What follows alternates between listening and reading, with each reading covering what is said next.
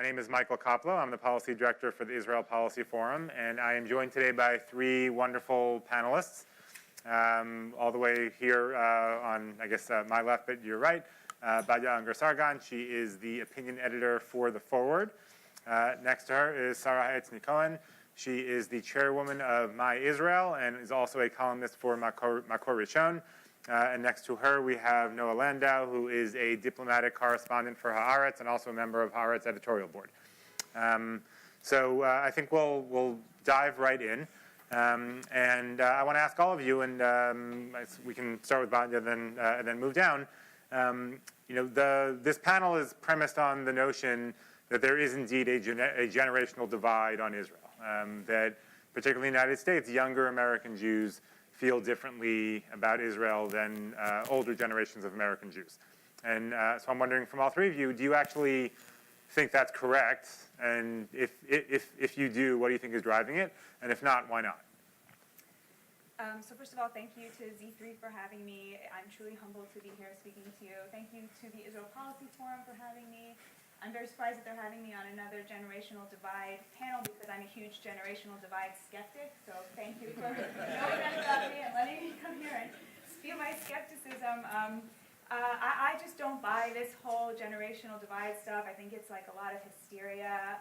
95% of American Jews, when they're polled, they say that they have a favorable view of Israel, that they're pro-Israel.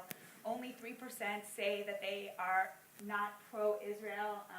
So to me, it's like we're talking about 3% of the population who's not pro-Israel or have a favorable view of Israel. And I can tell you personally, like, they're not all young, there's like a lot of old people like, in that, 3% anti-Zionist portion of our community. Now, they are part of our community. They are an important part of our community, but they're 3% of our community.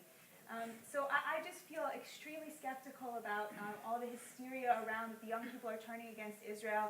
Like, it's the job of young people to be wrong about things, right? It's their job to get it wrong, to be extremists, to be little, like, woke Khmer Rouge is what we call them in my household.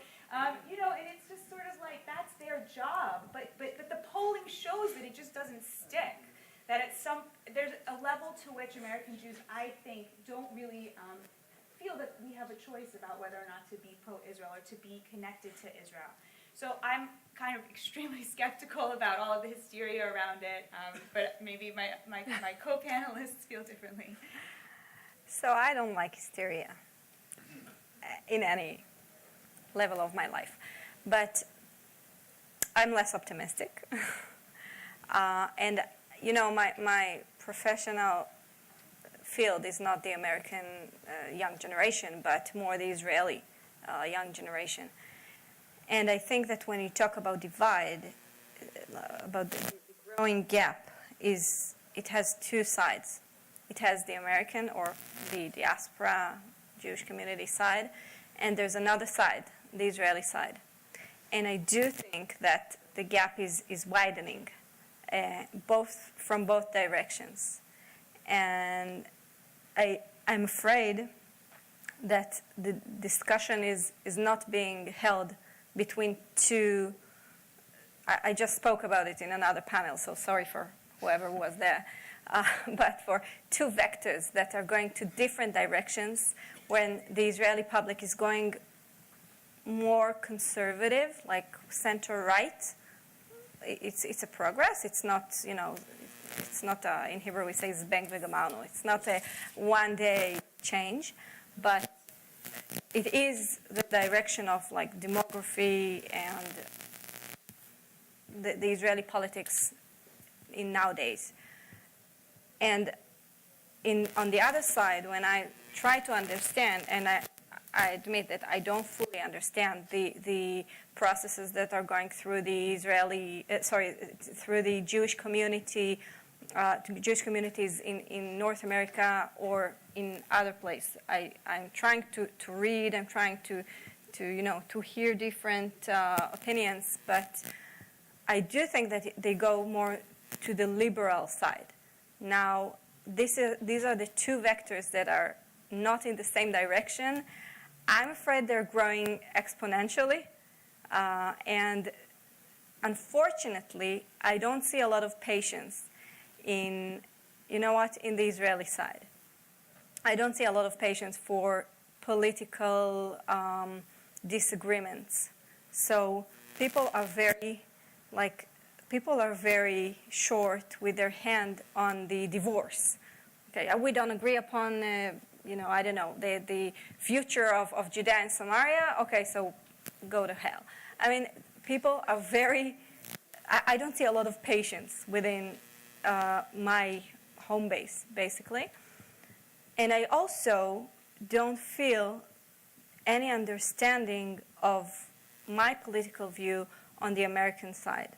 So I said on the other panel, this is what I'm here for. But I'm not that optimistic like Batya. So, hi everyone. Anyone here reads Haaretz, by the way? Just so I have, oh, wonderful, okay. The funny thing about numbers, right, is that they say what you want them to say. So it was, as I was looking for data on this issue, because I'm not the expert of the question about generational gap within American Jews, so I was looking for data, and I saw that basically you can find anything that you want on this issue. You can claim that there is a generational gap, you can claim that there isn't, all the numbers exist.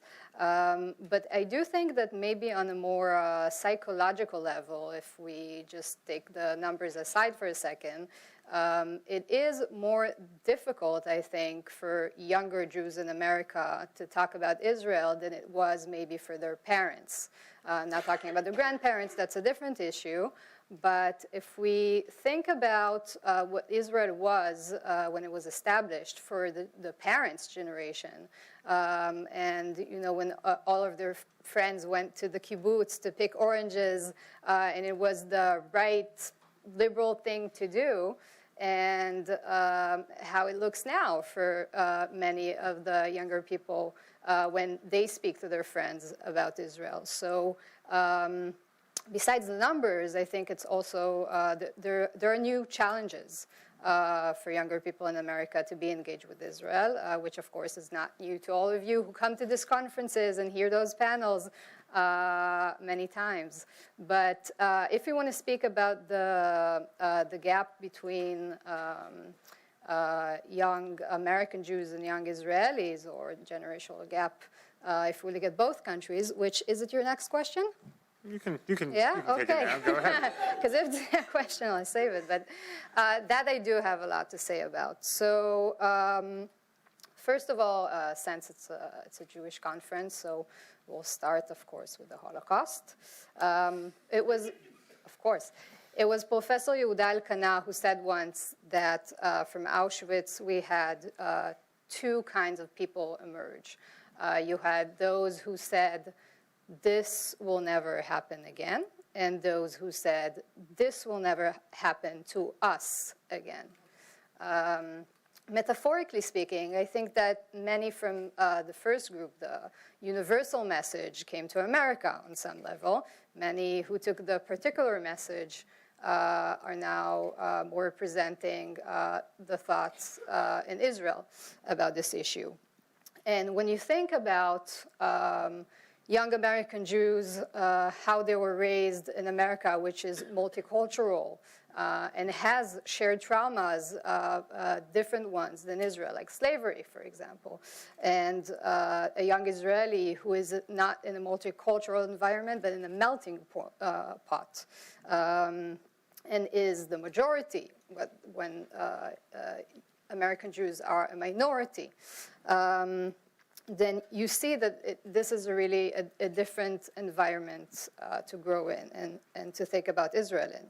So young Israelis, I agree totally with Sara, are more conservative. They're shifting to the right. Well, I think young Americans are more on the left than their parents, probably. I don't know if it's because, the younger people are always more revolutionary. I'm not sure. I mean, we'll only know when this generation grows, right? We'll know later if they really went to the left or it's just a trend that will change. But we see that because young American Jews are in this different multicultural, more liberal environment, and if you look at the data, I mean, this is totally obvious, right? I looked at some of these numbers, and I saw that, for example, in Israel, only 8% define themselves as leftists, 8%. And if you look at America, how many Jews describe themselves as leftists, it's almost 50%. So this is, I mean, this is clear that this is a totally different environment. And also, they don't understand each other. So if you look at, this one I think was interesting.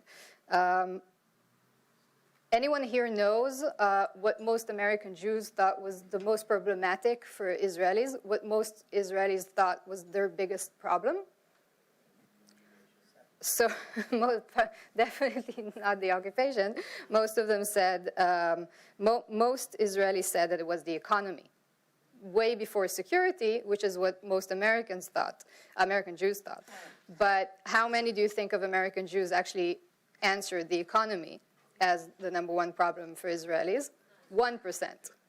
So this is how much we don't understand each other. It's quite overwhelming. And I also have a solution, but that must be your next question.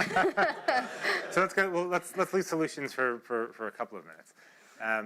So, you know, Noah talked about a lot of different structural issues. Sara, it sounds like you focus more on the political issues, right? That Israelis are moving politically right and American Jews are moving politically left. In your view, is this something, I guess, do you think this is a recent phenomenon, or is this just the culmination of 7 decades of the two sides moving apart? And do you see any prospect for the two sides moving together politically in the future, or do you think they're just destined to keep on going off in different directions? I don't think we need to think the same. Sorry, I have a mic. The guy from the technical part asked me to be special. I don't know. It's not a recent phenomenon. I think it's, you know, it's years that it's a process. I mean, society doesn't turn to the more conservative side at a glance, right? It takes time. It takes, you know, demography, it takes processes. The Israeli public is very well experienced, is very smart, even though Europeans usually refer us as you know, as natives that don't understand what's good for them. But Israelis are very smart, very well experienced. We experienced the Oslo years. We experienced 2 intifadas. We experienced the disengagement. We actually live these dilemmas every day. And the Israeli younger generation is going, as I see it, more to the conservative side. As Noah just spoke about it, so I don't want to repeat it. But I don't think that in order to build bridges, you need to agree and to think the same. I have a lot of, you know, I just had a group when I was in maternity leave 9 months ago. I met a group voluntarily with my baby of Americans, non-Jewish leaders, more on the progressive side. And one of their questions was, do you have friends on the left side of the political map? And I said, what do you mean, do I have friends? Of course I have friends. Like, my best friend is voting for Meretz, which is far away from me. So we don't talk about politics. And after the panel, one came to me and told me, you know what? That's amazing how natural you said it, because in America, I don't even know people who think different than me. So I don't know about them. I know about us that it's possible, and this is why I'm here for it. And I think it's not only possible, we have to do it. I mean, we have to build these bridges, because this is like, I wrote myself that my self, where I come from, is a very basic thing of arvut adadit, the mutual responsibility. It's a very fundamental Jewish matter. It's written in Sefer Bereshit, et achai anochi mevakesh. So this is the basic of the Jewish people. We cannot give up upon each other, even if we disagree. Now, the second point is there are gaps and disagreements, and we need to give these gaps and these issues, we need to give them a place of honor, and we need to discuss, and we don't need to play the blame game that I feel that usually is being played between Israel and diaspora. So you're responsible for the gap. I'll tell you a short story. So we put up a post in our Facebook page. We have around 170,000 followers on our Facebook page of Israel Shalima Israel. We put up a post that on the day of 1 year for Pittsburgh terror attack. And we said, we did this very nice graphic, and we said, we stand with you, you're our brothers and sisters, and we remember. And we got a message, a private message to our Facebook page from a very intelligent guy. Like, he was not like barbaric, he didn't curse, he said, why should we be care about the Jews in America when they are only like going to the left, only go to J Street, only go to NAF, blah, blah, blah. And like he didn't write it as a comment. He wrote it he really wanted an answer, not just to punch. And this is what I want to change. That we have something in common. We're all Jews, we're the same people. And even if we disagree, we have to talk with each other.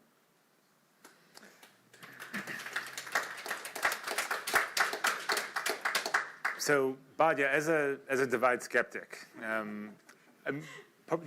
we're sitting here at a conference that in many ways is dedicated to this notion that there is a divide, and I think that...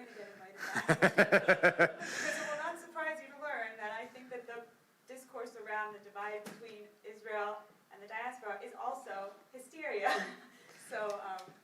So talk about that, but before you talk about that, I'm curious if you have any thoughts as to why so many people think there is a divide. If, when you look at, like, as you said, if 95% of American Jews describe themselves as pro-Israel, why do you think this divide rhetoric is so in the air? Sorry, but what is to be pro-Israel? I mean, isn't that That's the whole... another good question, too. So. These are the problems of the luckiest Jews in history, in world history. We are the luckiest Jews of world history with very little to worry about. So we worry about this. It will not surprise you to learn that 200 years ago, Jews who disagreed with each other actually killed each other, Like, maybe it will surprise you to learn that, but we are living in such a blessed time that these kinds of debates that are completely normal and natural in a demos, in a nation, which is what we are, that we sort of get up in arms over this stuff. I would hazard to you there is more that divides Trump-voting Jews in America from non-Trump voting Jews in America than there are that divide American Jews from Israeli Jews, right? Just think about how much you hate those Jews, like the chutzpah, right? So when we think about this stuff, I just don't see like these major divides. I think the reason that we think that this is a huge divide is because of our privilege and our power and our luck, which I'm so grateful for. I mean, my grandfather survived the Holocaust, is still alive, so I don't take any of that for granted. What I do think is that at the end of the day, the American Jewish community, I have bad news for you, which is that the older Jews are also moving to the left. That's what the polling shows. And why are they moving to the left, right? Why are we living in a time where even older Jews are becoming extremely left-wing? Because of our president, right? Like, what do you mean by even? I'm sorry. This is the divide. What is the divide? They've always been on the left. However, more Jews now define themselves as left than ever before, and that has been a radical shift in the last 3 years. This gets back to a very important point, which is that when people who are not Palestinian and not Israeli talk about Israel, they are not talking about Israel. They are talking about themselves. Right? Wait, but just to clarify, so when you say that older Jews are moving to the left, you mean with regard to Israel, or do you mean politically in general? Politically in general. So that's another reason why I'm like so skeptical about this divide talk. Like, you're all moving to the left, right? We're all like collectively in response to the president shifting our politics. And what that means is that in 5 years, when there's a Democrat in office, Sorry, that's how I see things, but we will shift back to the center. And it's another reason why I don't believe in the divide is because you, like older Jews, you've never seen them so willing to criticize Israel. And the reason they're doing that is they're talking about themselves. They're talking about how they feel about Trump, who's so close with Bibi, who's made Israel his pet project, which was really mortifying to most of us, right? He took the thing that we feel really close to and made it his project. You know, his stain kind of suddenly was like, I mean, it was suddenly we started to see Israel through the Trump lens, the way we see everything. And so all of this sort of shift to the left that's happening is much more, I think, a reflection of how we view our own political moment than it is how we view other Jews, who we will never not feel attached to and part of a nation with. Noah, I'm curious on that point. There have now been 2 American presidents in a row who have, in some ways, been controversial when it comes to Israel. President Obama, who was not liked by most Israelis, and President Trump, who is very well liked by most Israelis. And I'm curious if you detect something different during the last 2 presidencies in terms of how Israelis perceive American Jews, and if they perceive American Jewish support being driven by presidents, or whether there's something deeper at work here, right? If Batya's thesis about any divide that may or may not exist being a function simply of just who's in the Oval Office, if you're feeling that on the Israeli side of the ocean as well. So first of all, I didn't see any polls on which president Israelis like the most. You know, sometimes we just say these things because I mean, I've seen lots of polls, and yes. But in any case, when I just came into this room, I heard a conversation when I was waiting, and someone said someone was asking someone, "Why do Israelis like Trump so much? Why do they support him so much?" And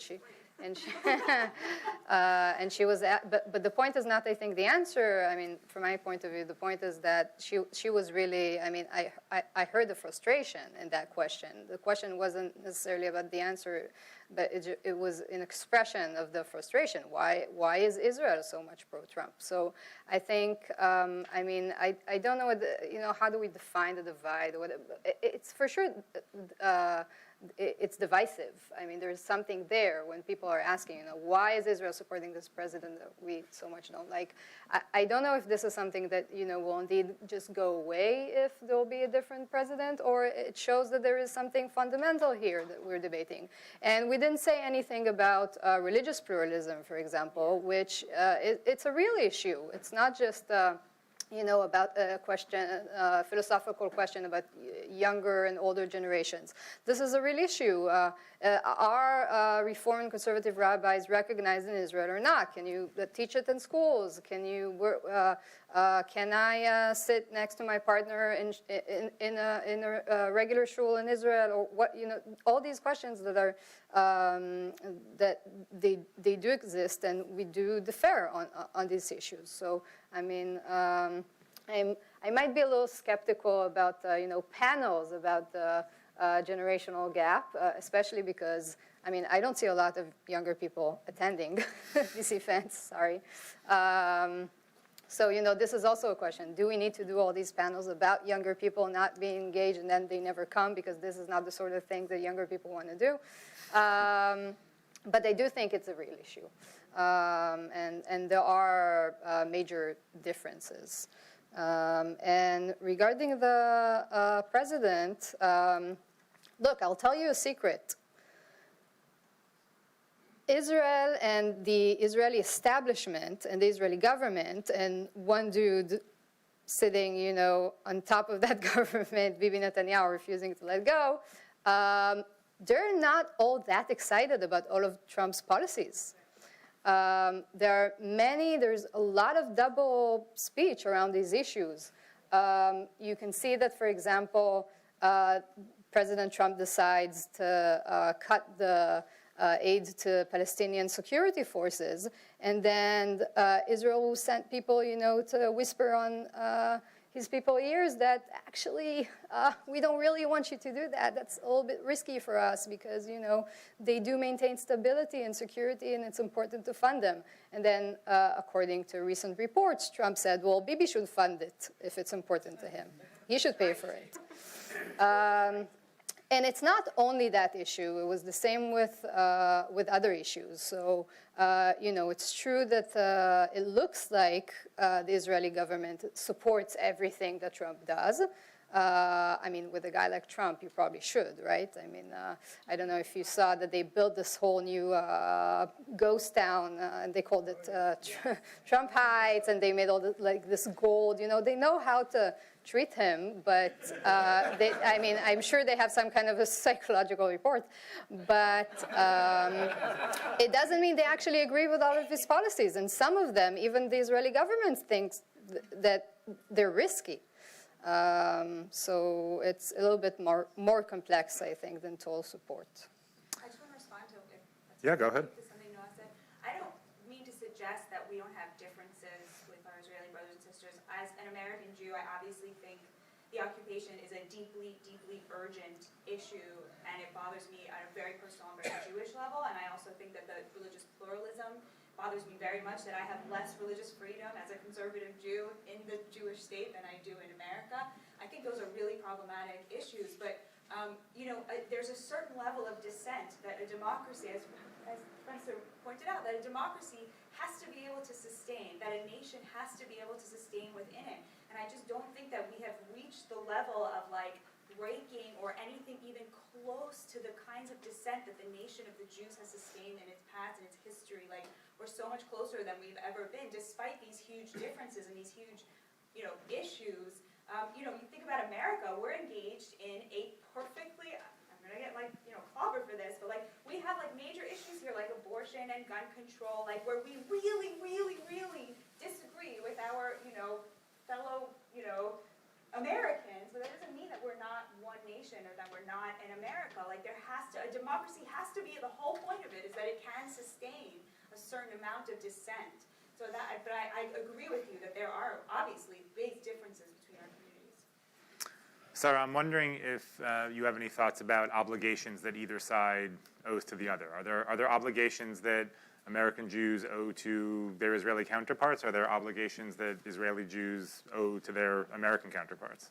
So let me read, because I put a lot of thought on these panels. Really, I'm also on jet lag, so all night I'm okay, what am I going to say? But I do want to say that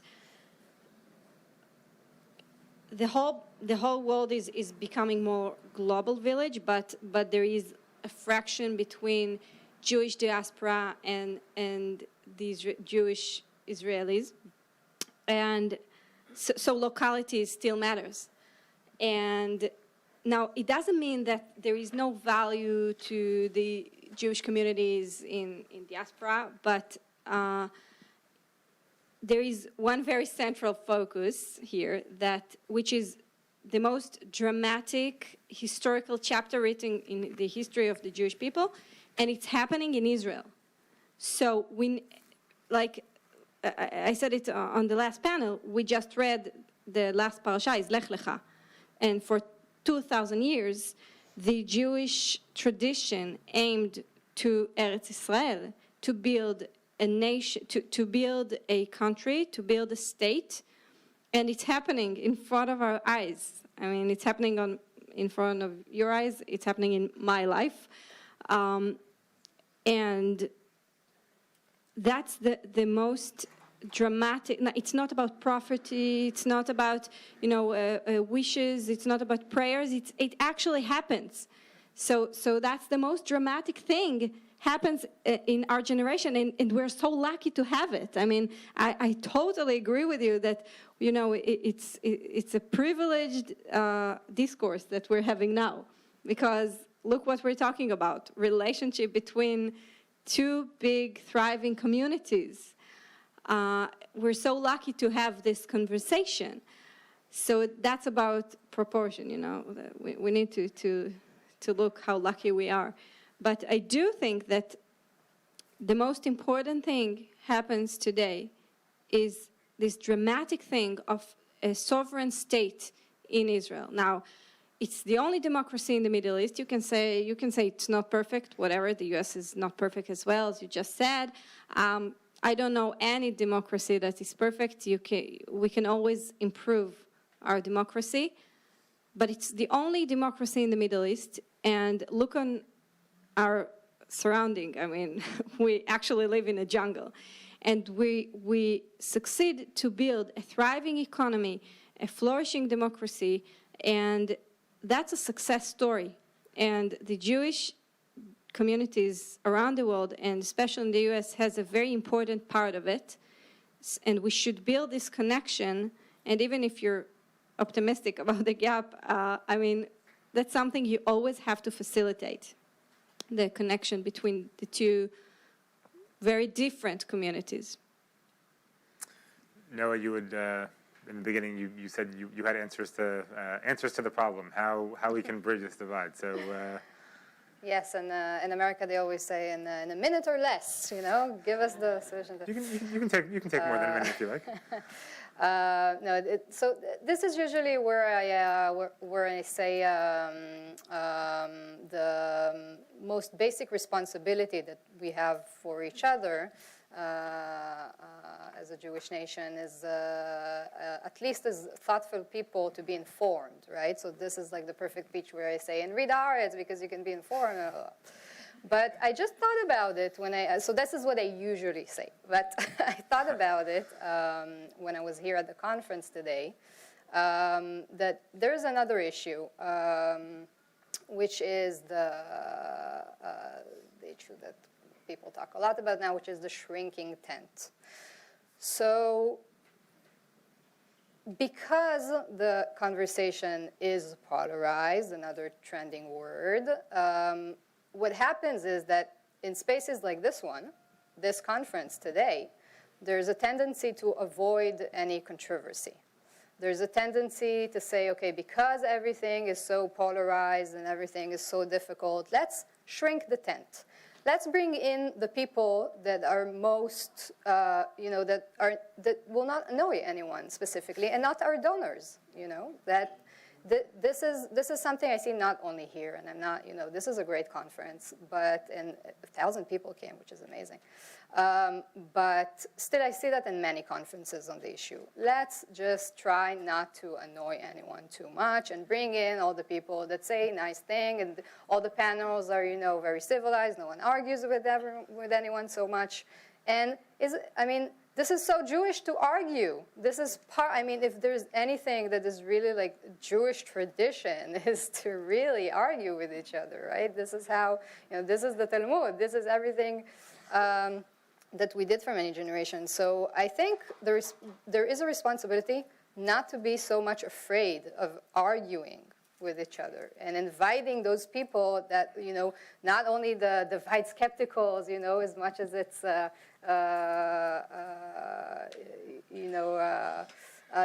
are people who are skeptical of bigger things, and we shouldn't be afraid of bringing them in to speak at conferences like this one.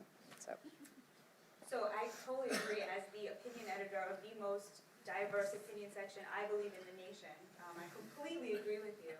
I would say I want to suggest a different kind of connection that our communities have.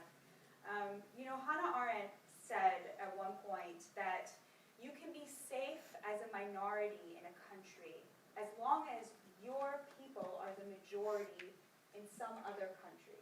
That's really the thing that protects you as a minority. If you don't have that, you have essentially what the African American community has here, where there's no sort of external person responsible or entity responsible for their well-being. And I would like to suggest that in 1967, that's essentially what we got. Not quite in 1948, because Israel wasn't sure that it would survive, but after 1967, it became extremely clear that there was a very powerful other country where we were the majority that was going to come and make problems for Americans if they didn't protect us and protect our rights. And Israel's strength, its very human nature, it changed the way Americans viewed American Jews. We before were kind of like a tolerated / kind of not really respected minority, and after 1967, we truly started to become what we are now, which is a deeply, deeply beloved, protected minority. And in that sense, I think what Israel truly gave us was American citizenship. But beyond that, American Jews are the promise of a liberal democracy democracy fulfilled. That is our role on this planet. We prove that democracy can protect minorities. And I think we are the best example of that, and maybe even like the only true example of that, of a minority who can feel so safe. Of course, now we're having this rise of anti-Semitism, and it's terrible, but look at how our elected officials are responding to that with horror, right? We are very cherished here. And as such, we are this promise of liberal democracy fulfilled. And I think that that is the thing that I wish Israelis would learn when they look at us, that they would learn how important a liberal democracy is, how important the protection of minorities are, because we truly are like a living monument to the most important institution in the world. Maybe religion would be this, second competing. So while we of course need to have more compassion for things like the Second Intifada and the deep psychological wounds that Israelis live with and the real threats, I think that the image of the American Jewish community is that promise of a liberal democracy fulfilled, and it's something that I think Israel could stand to think a little bit more about.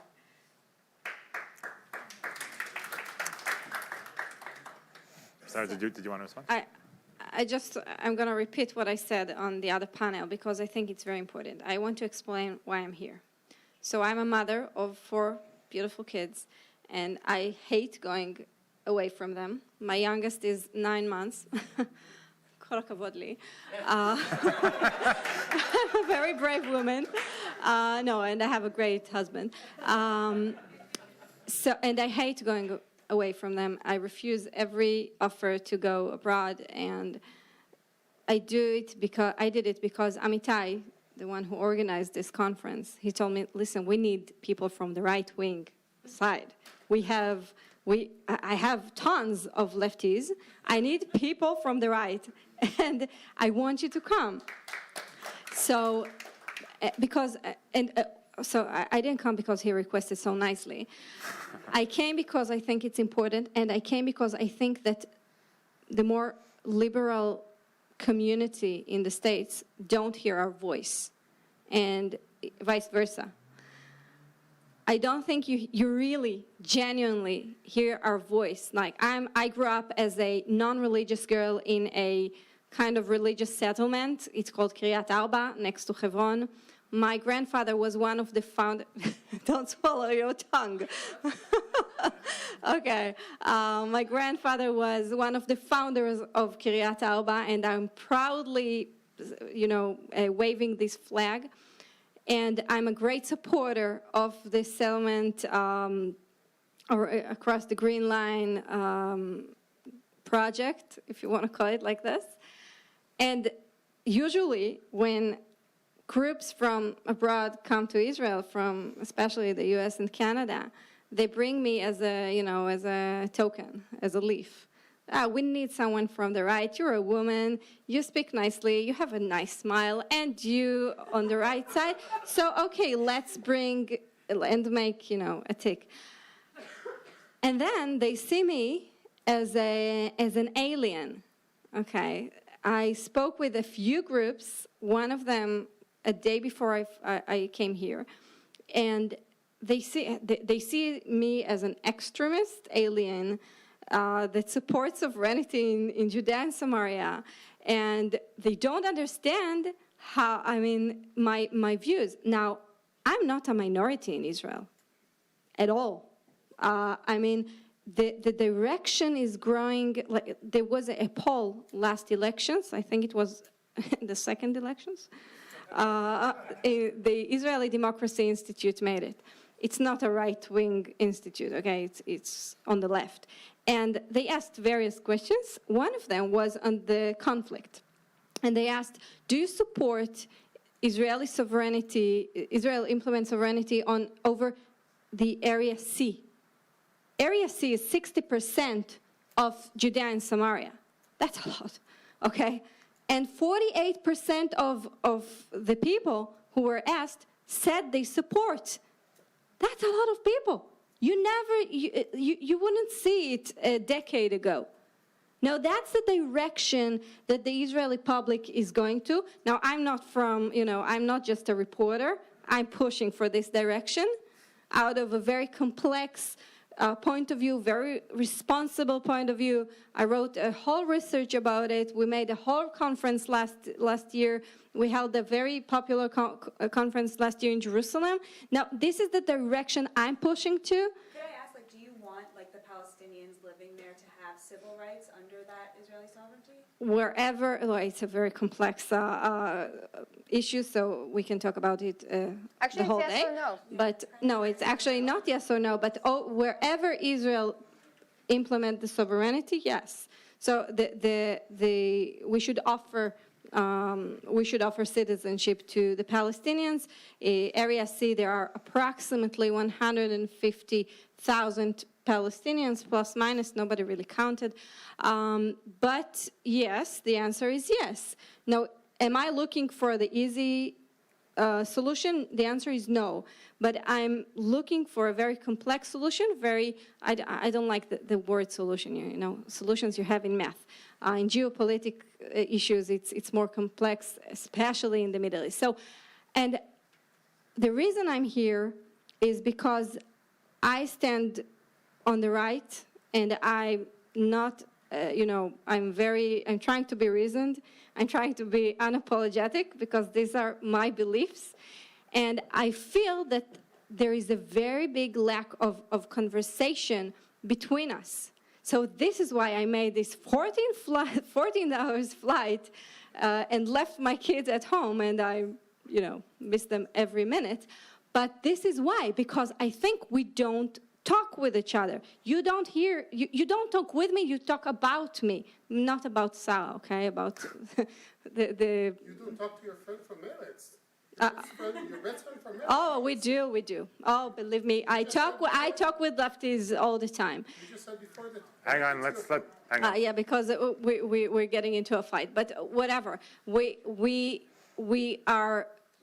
I'm talking to people who don't agree with me all the time. They're talking to me all the time. But every in a couple, you need to know your advantages and your disadvantages. So with my bestie, we put that aside. So I feel there's a lack of discussion, and this is why I'm here. Okay, just when you talk about the tent.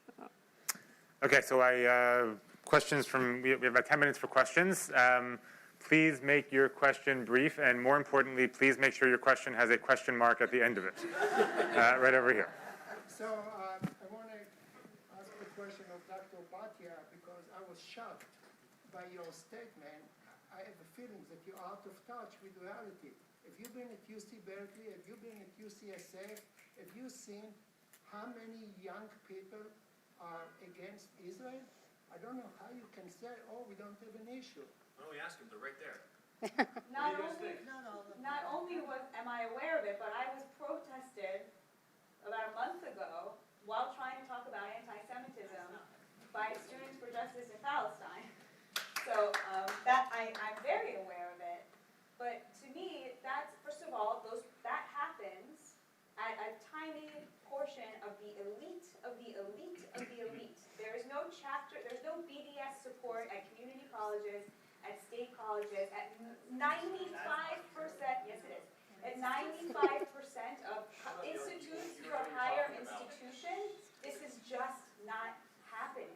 But of course, as a member of the press, I can tell you, when this kind of thing happens, as it happened to me, it gets a lot of attention because it's shocking, and that's how news works. But at 95% of institutions of higher learning, there is no BDS, there's no pro-Israel activity, it's just not there. This is happening only at a very small percentage of elite institutions. Sorry, no, yeah, over here. I would like to cede my time to the kids that came here from Berkeley to talk about their experience. Yes. Would anybody care to talk about what it's like dealing with anti-Semitism? Have you seen your friends been turned away from their own identities? That's a different issue. Except that's not. This is an important discussion, but it's not. That's not what this is. So. Batya, are you an expert on the identity of the young people on whose behalf you come to speak on in such Pollyanna and glowing terms? They're right here. I don't understand why no one is asking them what their experience is like and why you think you're the author of their experience. Once again, I'm not sure that's a. I'm not sure that's a question. A question for this. There was a hand in the back, please. Yeah. They want to ask a question, though. One of them, at least. If they have a question, I don't know. If it's a question related to something that was set up here, sure, but Yeah, I would also just like to ask about like the presence of If Not Now on campus and also Jewish Voice for Peace, because I agree that BDS isn't as much of a problem anymore on campus. But I think two of the major problems we're seeing on campus now are institutionalized anti-Semitism with the professors, but also like rising not anti-Semitism, but the growth of these groups such as If Not Now and JVP. And I also just wanted to ask, because I've actually read your article, Young Jews Are Actually Winning the Generational War Over Israel, where I think you actually were touching on this, and I just wanted to hear, if you could elaborate on that article, that would be great, because it seems to be a little bit different than what we're hearing right now. Yeah, okay, first of all, I super respect that you guys are here, and I super respect what you're going through on your campus. I got my PhD at Berkeley, so I know what Berkeley is like. It is in that tiny percent, and you're doing God's work, and don't let anybody tell you that there's anything wrong with your identity. It's amazing to me. I truly, truly feel for what you're going through, and I think it's really hard, and you're on the front lines, and I super respect what you're doing and where you're coming from and what your life is like. And I feel pain about it, because this bar experience was extremely shocking for me, just because I had never personally experienced it firsthand, being protested myself. So I really feel for what that is like on that percent, at these elite institutions where the future leaders of our community are forging their paths. So let's just have a round of applause for the extremity of what you are experiencing does not translate into the numbers of what is happening quantitatively. The If Not Now is a tiny organization. It has a huge impact. Just like the bunch of, just like on Twitter, if you get all your information about American Jewish life from Twitter, you will think that 80% of our community is anti-Zionist. Because what happens is you have these anti-Zionist voices, and they get elevated by non-Jews who want this to be the case, right? Who want the Jewish fig leaf.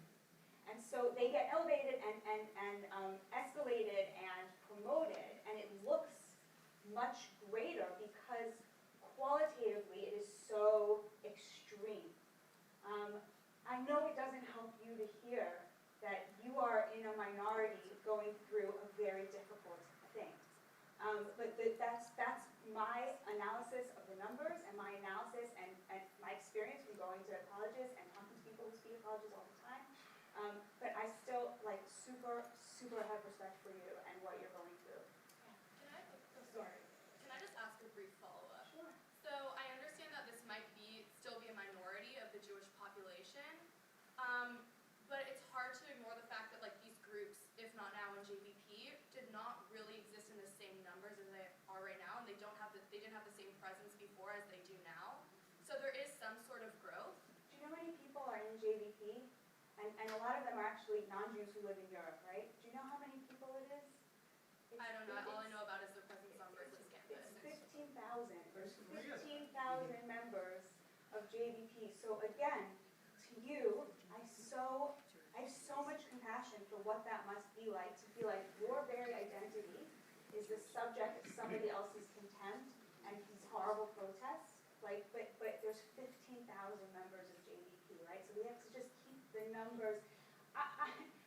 If I was talking to you guys at Berkeley, I would not have been talking about this, because obviously your experience is what we would have been talking about, and how to mediate that, and how to be a proud Jew, and how to cleave to your identity in a way that doesn't make you feel like you have to give something up. That's what we would have talked about.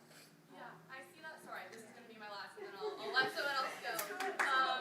But these groups, they're having an increased presence in national politics as well. We see it on Bernie Sanders' campaign, and this is getting national attention. Yeah. So what I would say to that is, again, to me,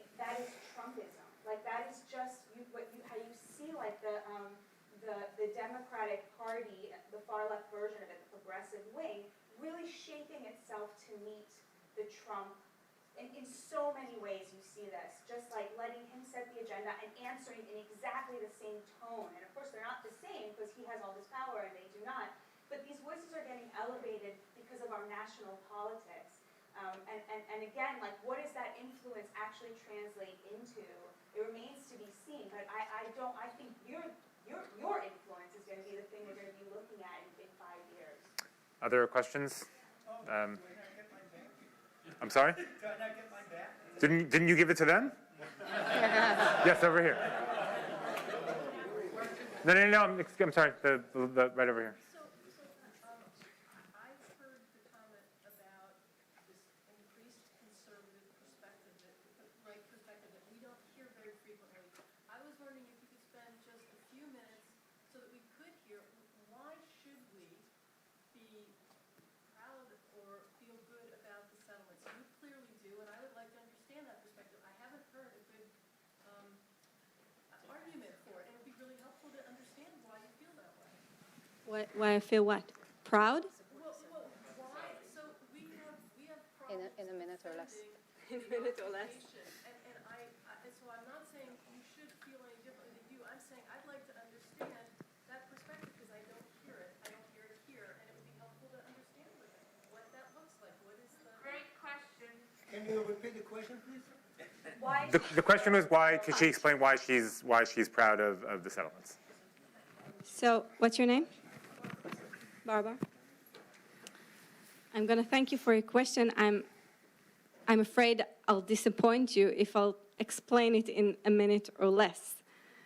I think that in a minute, okay, just in a minute, if I won't destroy my whole thesis if I do it in a minute, but I was born in Kiryat Arba. When my grandfather founded Kiryat Arba, he did it out of a Zionistic motivation. He said, once we came back to Hebron after the 6 Days Wars, we have to renew the Jewish community that was cut in 1929 in the pogrom of Tarpat. There was a stable, tiny but stable Jewish community in Hebron until 1929.